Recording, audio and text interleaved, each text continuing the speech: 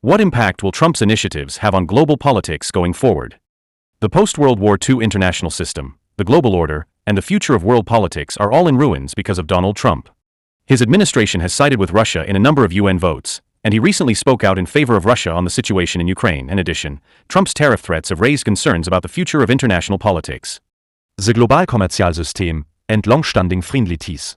Cooperation in addressing global issues has been undermined by his decision to remove the United States from the World Health Organization and the Paris Climate Agreement. The international order would be significantly impacted if the United States adopted a totally isolated and self-centered strategy. Russia may attempt to increase its influence in Europe by taking advantage of this chance. They could even use force to achieve domination throughout Europe. Even while US assistance would still be crucial, Europe would need to unite and handle its own defense if this scenario materialized. In a similar vein, China would attempt to increase its power in Asia by exploiting the US's absence from the world. Because Beijing already has a strong desire to dominate its neighbors, Asian nations are undoubtedly concerned about this circumstance. There are connections between international relations. As a result, developments in one nation also impact other nations.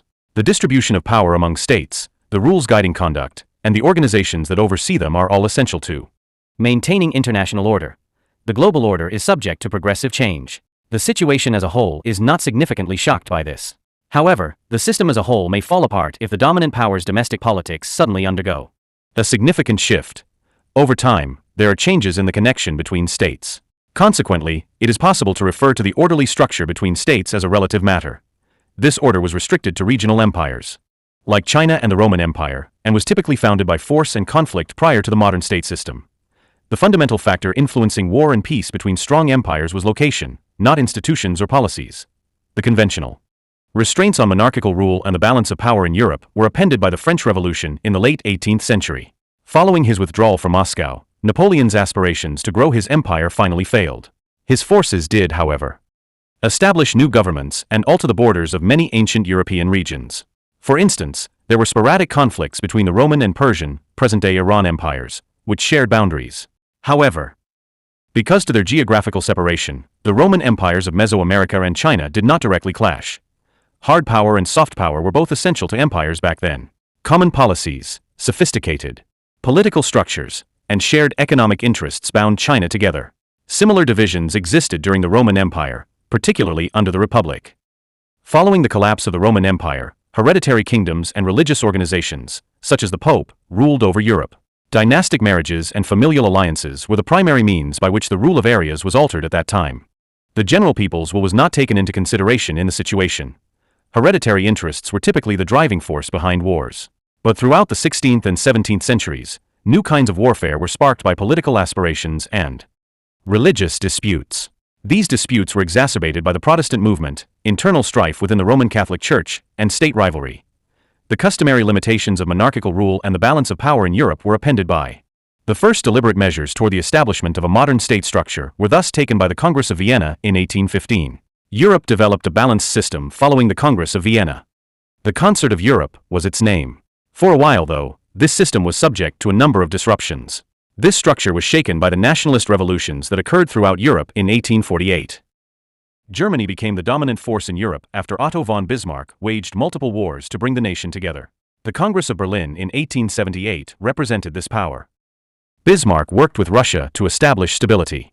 However, when the German monarch ousted him from office in 1890, this stability was destroyed. The First World War then broke out. The 1919 Treaty of Versailles put an end to this conflict. The League of Nations was then established to protect international harmony. But there was a point at which the League of Nations failed. The way to World War II was thus cleared. Following World War II, the United Nations and the Bretton Woods Agreement established organizations including the World Bank, the International Monetary Fund, IMF, and the World Trade Organization, WTO. The most significant international organizations of the 20th century included these programs. The years following 1945 are referred to as the American Century, because these organizations were established under the direction of the United States. Then emerged as the only superpower following the end of the Cold War in 1991. After then, significant international organizations were established, some of which were strengthened even further, like the Paris Climate Agreement, The World Trade Organization WTO and the International Criminal Court ICC. Some observers thought the US-led global system was about to fall apart even before Trump took office. Many refer to the change in the global power dynamics. In the 21st century, as Asia's rise, or more precisely, its recovery. In the 1800s, Asia accounted for the biggest portion of the global economy. However, Asia was left behind by the Industrial Revolution in the West.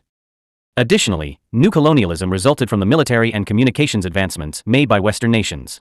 Asia has suffered just as much from this as other areas. Asia is currently regaining its position as the primary engine of the world economy. But rather than the United States, Europe has had to bear the cost of Asia's advancement. As a matter of fact, since the 1970s, the United States has maintained its hold on a quarter of the world economy. China has not yet overtaken the United States in terms of economics, military might, or diplomatic ties, despite closing the economic gap with the US. China's growth is just as much to blame for the erosion of the international order as US domestic politics. The question at hand is whether the attacks on the institutions of the American century, like NATO, the World Bank, and the IMF and allies during the second term of